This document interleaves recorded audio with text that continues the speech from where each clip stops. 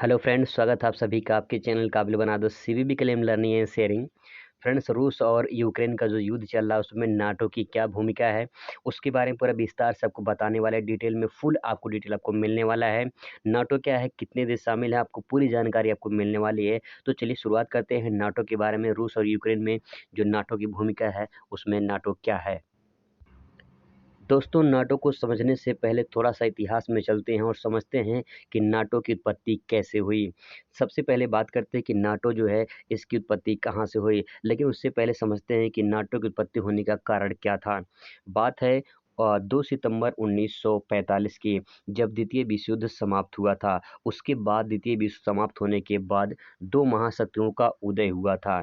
एक था अमेरिका और दूसरा था रसिया। तो ये दोनों महाशक्तियाँ जो है एक सामने आई थी कि दुनिया में 2 बड़ी महाशक्तियाँ हैं, एक अमेरिका और दूसरा रूस, जो कि इस द्वितीय विश्व युद्ध में सबसे बड़ा योगदान स्थापित की थी। तो यहाँ पे जो है अमेरिका रूस में एक होड़ चल रहा था कि कौन पहले नंबर पे होगा। तो यहाँ पे दोनों महाशक्तियों में पहले नंबर की होड़ चल रही थी। और इसके बाद रूस ने क्या किया था कि जो है अमेरिका के पास में एक क्यूबा जो है एक देश पड़ता है, जो है वेस्ट इंडीज़ का पार्ट है।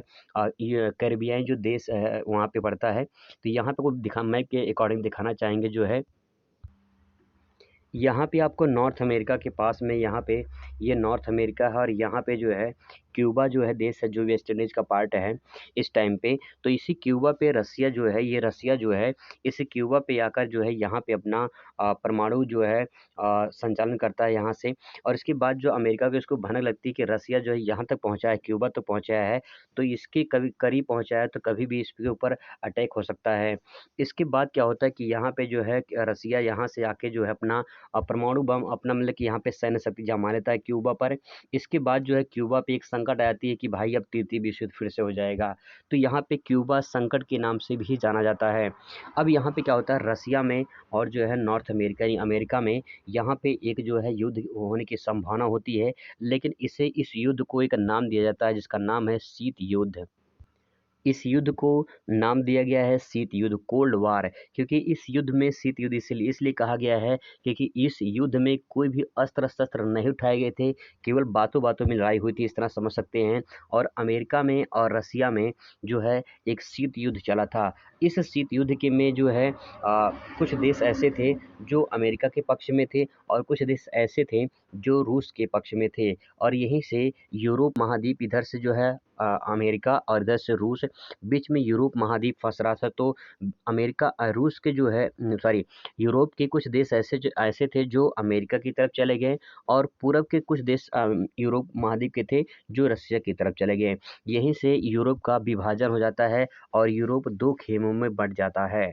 तो जो यूरोप था वो 2 खेमों में बँट जाता है, एक पश्चिमी यूरोप और दूसरा पूर्वी यूरोप। और यहीं से शुरू होती है नाटो की उत्पत्ति। अब विस्तार में थोड़ा-सा समझने की कोशिश करते हैं फ्रेंड्स, यहाँ पे थोड़ा-सा बने रहिए, आपको पूरा विस्तार से डिटेल में समझाने की कोशिश करते हैं। यहाँ पे मैप के अकॉर्डिंग आप देखना चाहते हैं तो यहाँ पे देख सकते हैं रूस और जो है यूक्रेन में जो युद्ध चल रहा है यहाँ पे देख सकते हैं रूस और यूक्रेन का। यूक्रेन अभी भी यहाँ पे देखा मतलब कि यहाँ पे देखा जाए तो डटा हुआ है। और उसके बारे में बात करें तो यहाँ पे देख सकते हैं आप जो है पश्चिमी यूरोप के बारे में। पश्चिमी यूरोप के बारे में बात करें फ्रेंड्स तो यहीं पे पश्चिमी यूरोप ही नाटो की उत्पत्ति है। और इसके बाद जो पूर्वी यूरोप था ये वार्सा संधि की यहाँ पे वार्सा संधि बनती है। इन दोनों का क्या है मैप के अकॉर्डिंग समझने की कोशिश करते हैं इसको। इस मैप को ध्यान से देखेंगे तो फ्रेंड्स यहाँ पे आपको दिखाई देगा नाटो के सदस्य, यानी जो आपको येलो कलर में दिखाई दे रहे हैं ये नाटो के सदस्य हैं। और जो यहाँ पे रेड कलर में दिखाई दे रहे हैं ये वार्सा पैक्ट सदस्य हैं, मतलब कि वार्सा। यहाँ पे सकते हैं ये है पोलैंड। और जो है पोलैंड जो है इस पोलैंड की राजधानी जो है ये है वार्सा। और ये वार्सा पैक्ट सदस्य हैं जो रेड कलर में आपको दिखाई दे रहे हैं। और ये हैं नाटो के सदस्य जो कि यहाँ पे दिखाई दे रहे हैं येलो कलर में। नाटो यहाँ पे दिखाई दे रहे हैं फ्रेंड्स, यहाँ पे है जो है आप देख सकते हैं यहाँ पे है अटलांटिक महासागर। ये है उत्तरी अटलांटिक महासागर। उसके नीचे आएंगे अफ्रीका के पास में तो यहाँ पे देखेंगे दक्षिणी अटलांटिक महासागर है।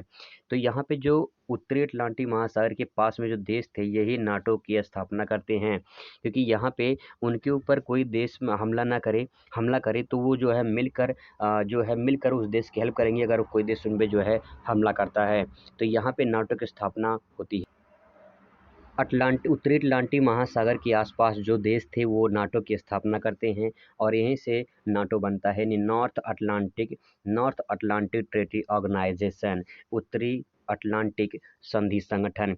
ये देश मिलकर एक ऐसी संधि, एक ऐसा संगठन बनाते हैं जो इन देशों का एक उद्देश्य था कि अगर इन पे देश पे कोई देश हमला करता है, बाहरी देश जो नाटो का सदस्य नहीं है, अगर उन पे कोई हमला करता है तो ये जो है मिलकर उस देश का मदद करेंगे जिस पे ऊपर हमला हुआ है। तो यहाँ पे इस देश का उद्देश्य था कि द्वितीय विश्व युद्ध के बाद ऐसा इन्होंने एक गुट बनाया, एक संगठन बनाया ताकि उनके ऊपर कोई ऐसा जो है विपत्ति फिर से ना आ पाए।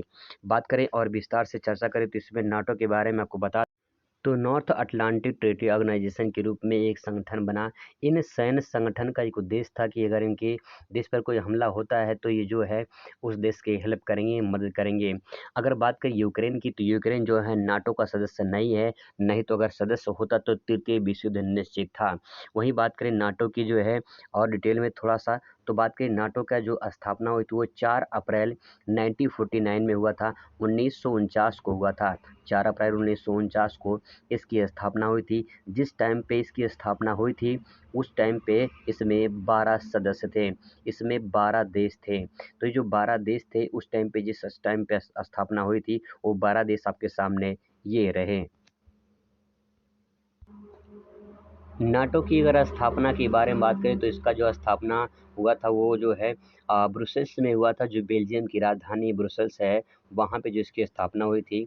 और वहीं बात करें इसके जो महासचिव हैं वो जेंस स्टोल्टेनबर्ग हैं। और वहीं बात करें जो है इसके जो है सदस्य की, तो यहाँ पे जो वर्तमान समय में सदस्य हैं वो 30 सदस्य हैं वर्तमान में इसकी सदस्य संख्या बढ़ चुकी है और जो है 30 सदस्य हैं वर्तमान में नाटो के। नाटो में सबसे ज़्यादा बात करें तो यूरोपीय देश है जिसमें यूरोप के 27 देश हैं और एशिया के 1 देश हैं और जो है नॉर्थ अमेरिका के 2 देश इसमें शामिल हैं। कुल मिला के इसमें वर्तमान समय में 30 देश इसमें शामिल हैं। तो फ्रेंड्स इस तरह से नाटो के बारे में ये थोड़ा-सा इतिहास था और आई होप आपको ये वीडियो इन्फॉर्मेशन अच्छा लगा होगा। वीडियो पूरा देखने के लिए बहुत-बहुत धन्यवाद। Thanks for watching.